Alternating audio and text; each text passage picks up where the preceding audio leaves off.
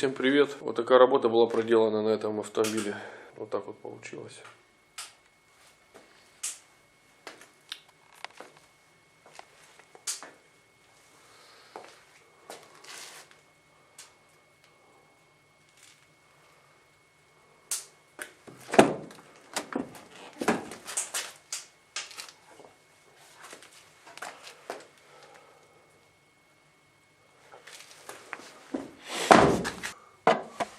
Арка отрихтована.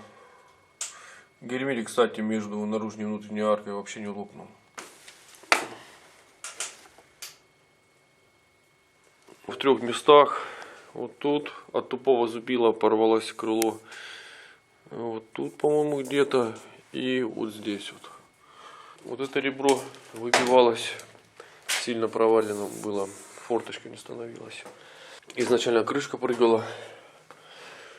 Не сильно, но как бы на замке там сыграла немножко при ударе.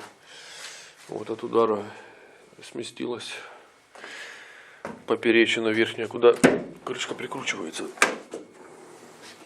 Здесь отсверливался вот этот усилитель. Чтобы вытащить, надо было отгинать вот этот соединитель. Вот здесь вот он тоже находится под вот этой панелью. То есть получается он и под этой панелью. То есть его нелегко вытащить. Приходилось его там и там подгинать, вытаскивать.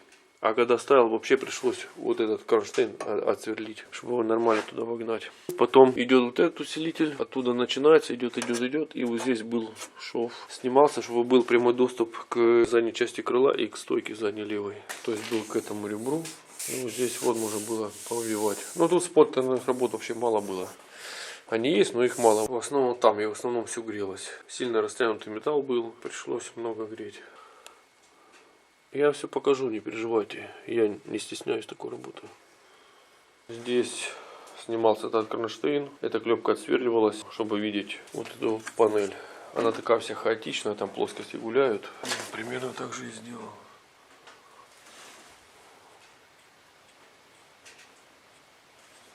Вот он, вентиляционный клапан.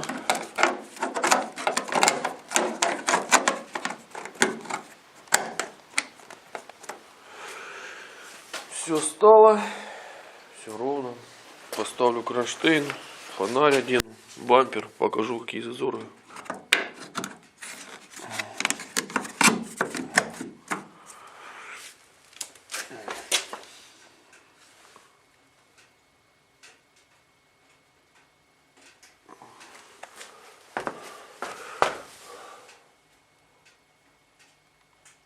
Самое тяжелое место при рихтовке задних крыльев — это где ставится этот кронштейн и состыкуется бампер с крылом.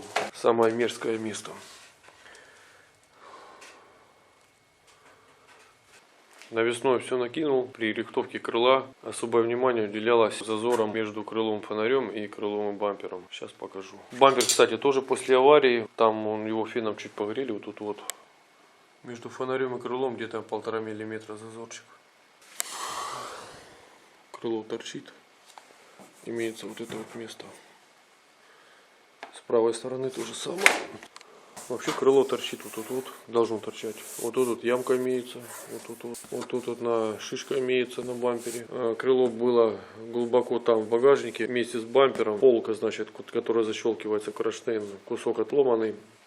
И осталась тонкая стенка, она растянутая. Из-за этого как бы получается шишка, то есть в кронштейн вставляется бампер, и получается растянутая полка сжимается, и здесь выдавливает и дает шишку. Ее может так особо и не видно, но рукой она чувствуется.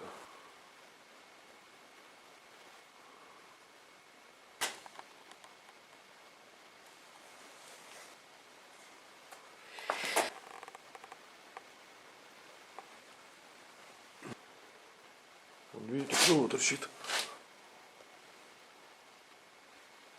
Ну, тут бампер ровный. Вот тут вот торчит везде, по всей длине. Ну и зазорчик. Вот заводской, штатный зазор. Не битый. Вот здесь, кстати, щель больше. Но здесь вроде бы удара не было.